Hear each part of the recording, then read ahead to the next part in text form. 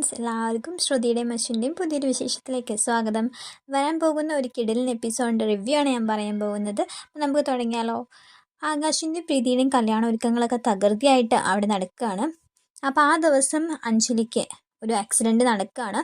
ഒരു അത്ര സീരിയസ് അല്ല, എന്നാലും കുറച്ച് പരിക്കുകളൊക്കെ ആയിട്ടാണ് അഞ്ജലി വീട്ടിലെത്തുന്നത്. ആ ആക്സിഡൻറ്റ് ഉണ്ടാക്കുന്നത് ശ്യാമാണ്. ശ്യാം കാറിൻ്റെ ബ്രേക്ക് കട്ട് ചെയ്യുക, അങ്ങനെ വയർ കട്ട് ചെയ്തിട്ട് ബ്രേക്ക് കിട്ടാണ്ടിരിക്കുകയാണ് കാറിന്. അഞ്ജലി പുറത്ത് പോയി വരുമ്പോൾ ബ്രേക്ക് കിട്ടാണ്ട് അത് എവിടെയോ പോയി ഇടിച്ചിട്ട് അഞ്ജലിക്ക് സാരമില്ലാത്ത ഒരു കയ്യിനും നെറ്റിയിലൊക്കെ ഒരു ചെറിയ മുറിവുകളൊക്കെ ആയിട്ടാണ് അഞ്ജലി വരുന്നത്. അപ്പോൾ ആ വിവരം അറിയുമ്പോൾ അഞ്ജലിയുടെ കാർ ആക്സിഡൻ്റ് ആയിന്ന് പോലീസുകാർ വിളിച്ച് പറയുമ്പോൾ ടെൻഷൻ അടിച്ചിട്ടാണ് അശ്വിൻ പുറത്തേക്ക് ഓടി പോകുമ്പോഴാണ് അഞ്ജലി വരുന്നത് കാണുക. കാരണം ആ ഒരു വാർത്ത അറിഞ്ഞപ്പോൾ അശ്വിൻ ആകെ ടെൻഷൻ അടിച്ചു. കാരണം അശ്വിൻ ആകെ സ്വന്തം എന്ന് പറയാൻ ചേച്ചി മാത്രമാണുള്ളത്. അപ്പോൾ ചേച്ചി കൂടി ഇല്ലാണ്ടായി കഴിഞ്ഞാൽ അശ്വിൻ ആരുമില്ല. അപ്പോൾ എന്ത് പറ്റിയെന്ന് അറിയില്ല. ഫോൺ മാത്രമേ കിട്ടിയിട്ടുള്ളൂ. കാറ് കണ്ടു കഴിഞ്ഞാൽ നല്ലൊരു ആക്സിഡൻറ്റ് പറ്റിയെന്ന് തോന്നുന്നൊക്കെയാണ് പോലീസുകാർ വിളിച്ചു പറഞ്ഞത്. പക്ഷേ സ്പോട്ടിൽ ആരെയും കിട്ടിയിട്ടില്ല എന്ന് പറഞ്ഞു. അപ്പോൾ ഇത് കേട്ടിട്ടുള്ള അശ്വിൻ ആകെ ടെൻഷനായിട്ടാണ്. അശ്വിൻ വേഗം ഫോൺ എടുത്തിട്ട് ഓടി വരികയാണ്.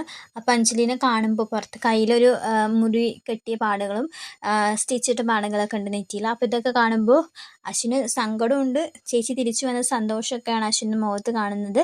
ആ സന്തോഷത്തിൽ അഞ്ജലിനെയും കൂട്ടിയിട്ട് അശ്വിൻ റൂമിൽ പോയി അവളെ കൊണ്ട്, അതിൻ്റെ ഇടയിൽ എല്ലാവരും കാണുമ്പോൾ ടെൻഷനായിട്ടും കരഞ്ഞിട്ടും അച്ഛമ്മയൊക്കെ ചോദിക്കുന്നുണ്ട് എന്ത് പറ്റി മോളെ എന്നൊക്കെ ചോദിച്ചിട്ട് എല്ലാവരും കൂടി കുഴപ്പമില്ല എന്ന് പറഞ്ഞിട്ട് കല്യാണ ഒരുക്കത്തിൻ്റെ ഇടയിലൊരു എല്ലാവരും ടെൻഷൻ അടിക്കേണ്ടതുകൊണ്ട് എനിക്ക് കുഴപ്പമൊന്നുമില്ല പറഞ്ഞിട്ട് അഞ്ജലി റൂമിൽ പോയി റെസ്റ്റ് എടുക്കുകയാണ്.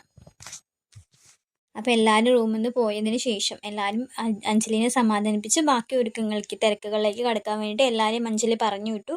അശ്വിൻ മാത്രം ഒരു മൂലയ്ക്ക് ഇങ്ങനെ അഞ്ജലിനെ നോക്കി നിൽക്കുകയാണ്. അപ്പോൾ എല്ലാവരും പോയതിന് ശേഷം അഞ്ജലി വിളിക്കുകയാണ്, കുഞ്ഞാവായോ എന്ന് പറഞ്ഞിട്ട് വിളിക്കുമ്പോൾ വേഗം വന്നിട്ട് അഞ്ജലിയുടെ മടിയിൽ തലവെച്ച് കിടന്നിട്ട് കരയുകയാണ്. കാരണം അഞ്ജലിക്ക് എന്തെങ്കിലും പറ്റിക്കഴിഞ്ഞാൽ, പറ്റിയത് ചെറിയതല്ല എന്നാലും ഇതിലും വലുതൊന്നും പറ്റാണ്ടിരുന്നത് അവൻ്റെ ഭാഗ്യമാണ്. കാരണം അവൻ ആരുമില്ല കൂടെ എന്നൊക്കെ ആലോചിച്ചിട്ട് നല്ലോണം കരയാണ്.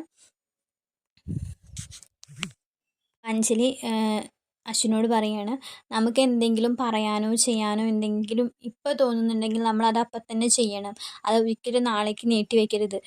ഇന്നിപ്പോൾ ഞാൻ നിൻ്റെ കൂടെ ഉണ്ടായി, നാളെ ഞാൻ നിൻ്റെ കൂടെ ഉണ്ടാവില്ലല്ലോ ഉണ്ടാവോ ഇല്ലയെന്ന് അറിയില്ലല്ലോ. നിനക്ക് എന്തെങ്കിലും ആരോടെങ്കിലും പറയാനുണ്ടെങ്കിൽ അതിപ്പോൾ തന്നെ പറയണം കുഞ്ഞ്. നിനക്ക് ഇനി ആരോടെങ്കിലും എന്തെങ്കിലും ഇഷ്ടങ്ങളോ ഇഷ്ടക്കേടുകളോ എന്തെങ്കിലും ഉണ്ടെങ്കിൽ നീ അത് തുറന്ന് പറയണം. ഒന്നും നാളേക്ക് മാറ്റി വെക്കണ്ട, ചെയ്യാനുള്ളതൊക്കെ ഇന്ന് തന്നെ ചെയ്യണം എന്നൊക്കെ പറയാണ്. നല്ല രീതിക്കാണ് അഞ്ജലി അവനോട് പറയുന്നത്. അപ്പോൾ ഇത് കേൾക്കുമ്പോൾ അശ്വിൻ്റെ മനസ്സിലേക്ക് ആദ്യം ഓടിയെത്തുന്നത് ശ്രുതിയുടെ മുഖമാണ്. ശ്രുതിയോട് അവനുള്ള ഇഷ്ടം എങ്ങനെയെങ്കിലും അവളോട് പറയാനുള്ളൊരു സമയമായി എന്നുള്ള തോന്നലൊക്കെ അശ്വിന് തോന്നുകയാണ്. അങ്ങനെയാണ് അശ്വിൻ ശ്രുതി കാണാൻ വേണ്ടിയിട്ട് പുറത്തേക്ക് ഇറങ്ങി. അപ്പോൾ ശ്രുതി മോളിക്ക് കയറിപ്പോകുന്ന ഇതാണ് കാണുക. അപ്പോൾ അവിടേക്ക് ശ്രുതിയുടെ അടുത്തേക്ക് പോകാൻ നിൽക്കുമ്പോഴേക്കും അവന് അവിടെ ഒരു ചെറിയൊരു തിരക്ക് വരും. കുറച്ച് ആൾക്കാരൊക്കെ അല്ലേ, കല്യാണ വീടല്ലേ, അപ്പോൾ ആൾക്കാർ വരുമ്പോൾ അവരോട് സംസാരിച്ച് അത് കഴിഞ്ഞിട്ട് ശ്രുതിനെ കാണാൻ പോകുന്ന അശ്വിൻ കാണുന്നത് അവന് ശരിക്കും ഞെട്ടിക്കുന്ന കാഴ്ചയാണ്. അവൻ്റെ അതുവരെ ശ്രുതിയോടുണ്ടായിരുന്ന ഇഷ്ടവും സ്നേഹമൊക്കെ നഷ്ടപ്പെടുന്ന ഒരു കാഴ്ചയാണ് അവൻ കാണുക. ശ്യാം ശ്രുതിനെ കെട്ടിപ്പിടിച്ച് നിൽക്കുന്ന ഒരു സീനാണ് കാണിക്കുക. എന്നിട്ട് ശ്യാം പറയുന്നുണ്ട്, ശ്രുതി എനിക്ക് നീ ഇല്ലാതെ ജീവിക്കാൻ പറ്റില്ല, നിന്നെയാണ് ഞാൻ സ്നേഹിച്ചത്, എൻ്റെ ഭാര്യയായിട്ട് നീ വേണമെന്നാണ് എനിക്ക് ആഗ്രഹം. അഞ്ജലിനെ ഞാൻ സ്നേഹിക്കുന്നില്ല, എൻ്റെ നിവൃത്തിയോടുകൊണ്ട് ഞാൻ കല്യാണം കഴിച്ചതാണ്. അഞ്ജലിനെ ഒരിക്കലും എനിക്ക് എൻ്റെ ഭാര്യയായിട്ട് കാണാൻ പറ്റില്ല എന്നൊക്കെ പറയാണ്. അപ്പം അശ്വിൻ ആകെ തകർന്നു പോവാണ്. കാരണം ഞാൻ സ്നേഹിക്കുന്ന പെൺകുട്ടി എൻ്റെ ചേച്ചിയുടെ ഭർത്താവിൻ്റെ കൂടെ നിൽക്കുന്നത് കാണുമ്പോൾ അശ്വിൻ തകർന്നു പോവാണ്. ഒന്നാമത് ചേച്ചി ഇപ്പോൾ ഒരു ആക്സിഡൻറ്റ് കഴിഞ്ഞ് വന്നിട്ടേ ഉള്ളൂ. അപ്പോൾ ചേച്ചീനെ ഇയാൾ ചതിക്കുകയായിരുന്നു, ചേച്ചീനെ ഇത്രയും കാലം മണ്ടിയൊക്കെ ആയിരുന്നു, എന്നെയും ചേച്ചീനെയൊക്കെ ഇവർ പറ്റിക്കുകയായിരുന്നു എന്നൊക്കെ ആലോചിക്കുമ്പോൾ അശ്വിന് നല്ല വിഷമാവും. അത് കഴിഞ്ഞ് ശ്രുതി ശ്യാമിനെ തട്ടി മാറ്റിയിട്ട് പറയുന്നുണ്ട്, നിങ്ങൾക്ക് അഞ്ജലി മാഡത്തിൻ്റെ കൂടെ ജീവിക്കാൻ പറ്റില്ലെങ്കിൽ ഡിവോഴ്സ് ആക്കിക്കോളൂ എന്ന് കൂടി പറയുന്നുണ്ട്. ഇതും കൂടി കേട്ടുമ്പോൾ ശ്രുതിയോട് അത്രകാലം അവനുണ്ടായിരുന്ന അഫെക്ഷനൊക്കെ ഇല്ലാണ്ടായി പോകുന്ന സീൻസൊക്കെയാണ് കാണിക്കുന്നത്. അങ്ങനെ തകർന്ന് വേറൊരു എന്ത് തീരുമാനം എടുക്കണം എന്ന് അറിയാണ്ട് എല്ലാവരോടും വെറുപ്പ് തോന്നിയ ഒരു സിറ്റുവേഷനിലാണ് അശ്വിൻ നിൽക്കുന്നത്. അങ്ങനെ അശ്വിൻ താഴത്തേക്ക് ഇറങ്ങിപ്പോകുന്ന സീനാണ് കാണിക്കുന്നത്. അപ്പോൾ ശ്യാമും ശ്രുതിയും തമ്മിൽ വേറൊരു ബന്ധമുണ്ട്, അവിഹിതമുണ്ടെന്ന് അശ്വിൻ വിചാരിച്ചു വെച്ചിരിക്കുകയാണ്. ഇനി അങ്ങോട്ട് അശ്വിൻ്റെ പക വീട്ടാനുള്ള സീൻസൊക്കെയാണ് വരുന്നത്. അശ്വിൻ ആ ഒരു ദേഷ്യത്തിൻ്റെ പുറത്ത് ശ്യാമിനെ പിടിച്ച് അടിക്കാനൊക്കെ പോകുന്നുണ്ട്.